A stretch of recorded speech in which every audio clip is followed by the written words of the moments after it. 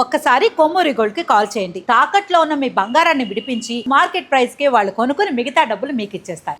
Hello అండి, అందరికీ నమస్కారం. నేను మీ కట్టా కార్తీక్. తమ్ములేం చూశారుగా, విజయసాయిరెడ్డికి జగన్మోహన్ రెడ్డికి డీల్ కుదిరినట్టుగా రాజకీయ వర్గాల్లో జోరుగా ప్రచారం నడుస్తూ ఉంది. ఒకవేళ కుదిరితే అది ఎలాంటి డీల్ అయ్యే అవకాశం ఉంది అనేది మనం ఇక్కడ మాట్లాడుకునే ప్రయత్నం చేద్దాం. గురువారం నాడు జనవరి 22వ తారీఖు గురువారం నాడు ఆంధ్రప్రదేశ్ లిక్కర్ స్కామ్ విచారణ కోసం ఈడీ ఎంక్వైరీకి విజయసాయిరెడ్డి హాజరు కాబోతున్నారు. ఇప్పటికే ఈడీ నోటీసులు ఇచ్చింది, విచారణకు రమ్మని పిలిచింది.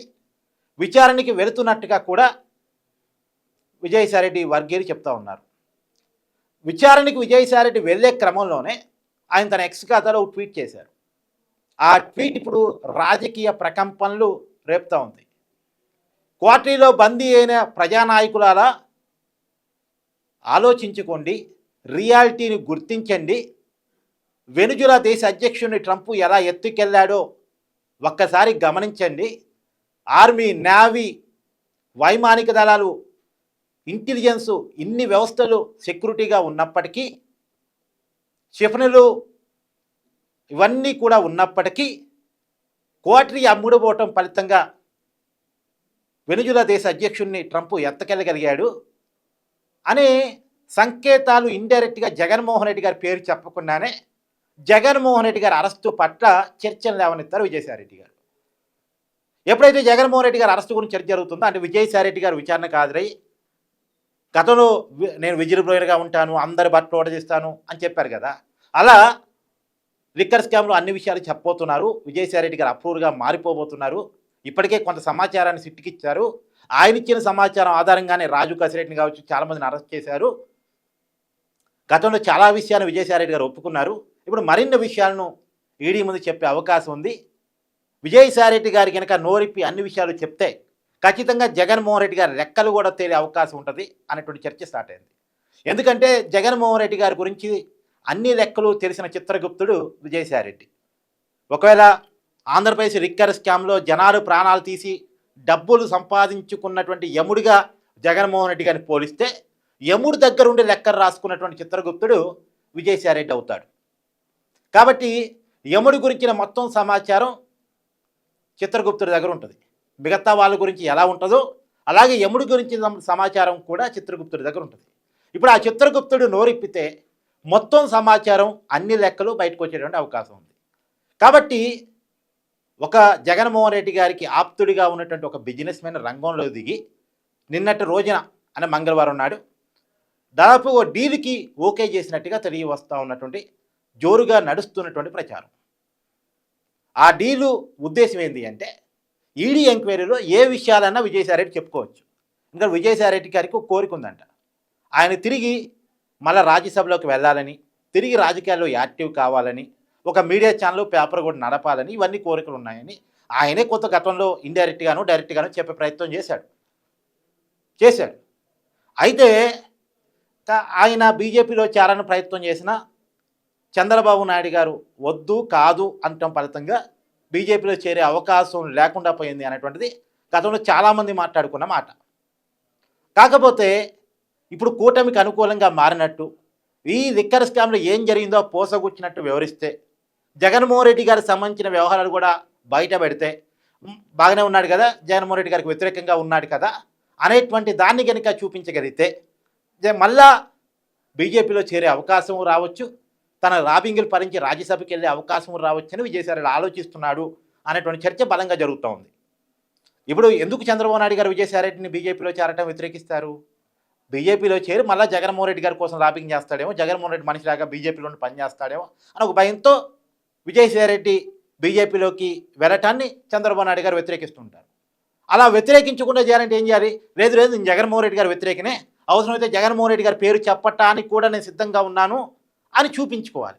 అది ఈడీ ఎంక్వైరీలో చూపించుకోవడానికి విజయసాయిరెడ్డి సిద్ధమయ్యాడు అనేటువంటి చర్చ పెద్ద ఎత్తున జరిగింది. కాకపోతే ఇప్పుడు నడుస్తున్న చర్చ ఏంటి అంటే, ఇప్పుడు నడుస్తున్న ప్రచారం ఏంటి అంటే, నిన్న కుదిరిన డీల్ ప్రకారం విజయసాయిరెడ్డి లిక్కర్ స్కామ్ సంబంధించిన చాలా విషయాలు బయట పెడతాడు, కానీ జగన్మోహన్ రెడ్డి గారి పేరు చెప్పడు. జగన్మోహన్ రెడ్డి గారికి సంబంధించిన సమాచారాన్ని ఏమి కూడా నోరెప్పడు. మామూలుగా విజయసాయిరెడ్డి, మిథున్ రెడ్డి వీళ్ళు తాళ్ళు లేయరు. ఫస్ట్ లేయర్ ఏమో జగన్మోహన్ రెడ్డి గారు. మొత్తం 7 లేయర్లో ఏమో అన్నారు కదా దీంట్లో. మొదటి లేయర్లోనేమో జగన్మోహన్ రెడ్డి గారు, సెకండ్ లేయర్ ఏమో ధనంజయ రెడ్డి, కృష్ణమోహన్ రెడ్డి, బాలాజీ గోవిందప్ప. థర్డ్ లేయర్ ఏమో ఈ విజయసాయిరెడ్డి, మిథున్ రెడ్డి. సో థర్డ్ లేయర్కి ఫస్ట్ లేయర్ విషయాలు మొత్తం తెలుసు, కాకపోతే సెకండ్ లేయర్ వరకు ఇరికిచ్చేసి వదిలేస్తారు. ఇప్పుడు విజయసాయిరెడ్డి గారు కూడా ఈ ముగ్గురు పేర్లే మళ్ళా చెప్పేసి ఇంతవరకే నాకు తెలుసు అనేటువంటి దానికి ఓకే అంటే అలా చెప్పేలా డీల్ కుదుర్చుకున్నారు. అంటే లిక్కర్ స్కామ్ గురించి అసలు చెప్పొద్దు అంటే విజయసాయిరెడ్డి గారు ఎన్నడు డీల్ కుదరడు.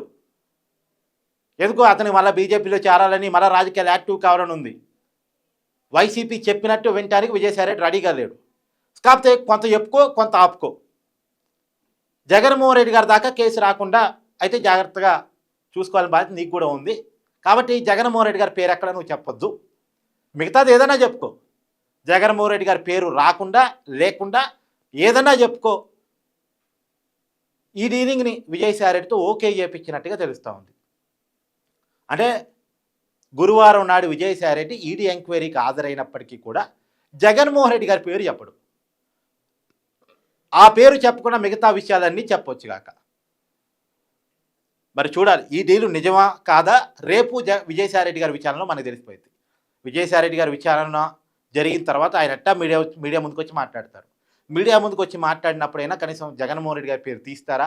ఎందుకంటే ఆంధ్రప్రదేశ్ లిక్కర్ స్కామ్లో కీలకమైనటువంటి వ్యక్తి, అంతిమ లబ్ధిదారు జగన్మోహన్ రెడ్డి అని సిట్ అయితే కొంతవరకు చెప్తుంది. సిట్ చెప్పినా చెప్పకపోయినా జనాలకు ఒక క్లారిటీ ఉంది. లిక్కర్ స్కామ్ అంటూ జరిగితే మూలకారకుడు జగన్మోహన్ రెడ్డి. ఎందుకంటే ప్రభుత్వ అధినేత ఆయనే కదా, ముఖ్యమంత్రి ఆయనే కదా. ఆయనకి తెలియకుండా ఈ స్కామ్ అంతా నడవదు కదా.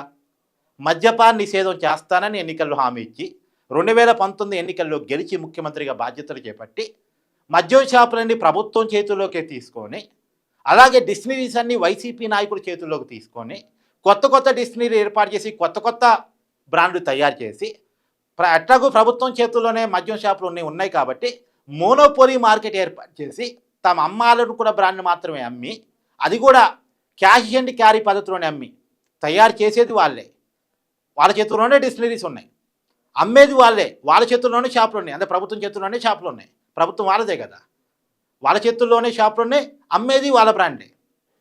తర్వాత అమ్మేది క్యాష్ అండ్ క్యారీ పద్ధతులు, అంటే డబ్బు కొట్టు మద్యం పట్టు. ఫోన్పే లేవు, గూగుల్ పే లేవు.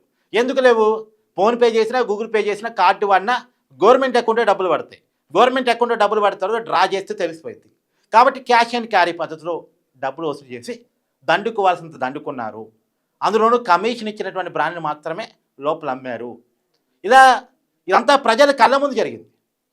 ఈ లిక్కర్ స్కామ్ అంతా ప్రజలకు తెలిసేలా ప్రజల కళ్ళ ముందే జరిగింది. ఎలా అమ్మారో ప్రజలకు తెలుసు, ఏ బ్రాండ్లు అమ్మారో ప్రజలకు తెలుసు. జగన్మోహన్ రెడ్డి గారు 5 సంవత్సరాలు ఎలాంటి మద్యాన్ని తాగారో కూడా ప్రజలందరికీ తెలుసు. కాబట్టి మద్యం స్కామ్ జరగలేదు అంటానికి లేదు. మరి దీనికి ఆధారాలు సంపాదించి కేసు నిరూపిస్తారా లేదా పక్కన పెడితే, జరిగిందైతే ప్రజలందరికీ తెలుసు. పోయిన ప్రాణాలు తెలుసు, జంగారెడ్డిగూడెంలో ఏం జరిగిందో తెలుసు, ఎంత ప్రజల కళ్ళ ముందే జరిగింది.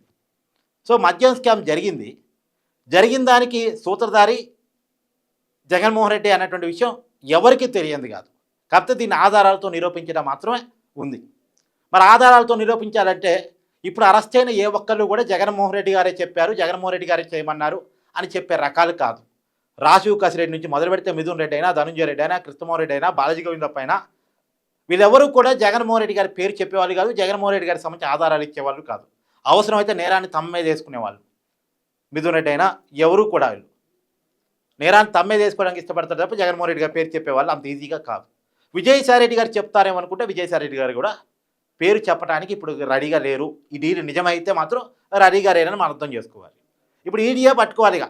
వీళ్ళెవరూ చెప్పరు. వీళ్ళెవరూ చెప్పకపోయినా జగన్మోహన్ రెడ్డి గారే అంతిమ లబ్ధిదారు, దానికి సంబంధించిన ఆధారాలు మాకు దొరికాయి అని ఈడీఏ ఫైండ్ అవుట్ చేసి వాళ్ళ ఎంక్వైరీలో ఆధారంగా జగన్మోహన్ రెడ్డిని ఫైండింగ్ చేయాలి.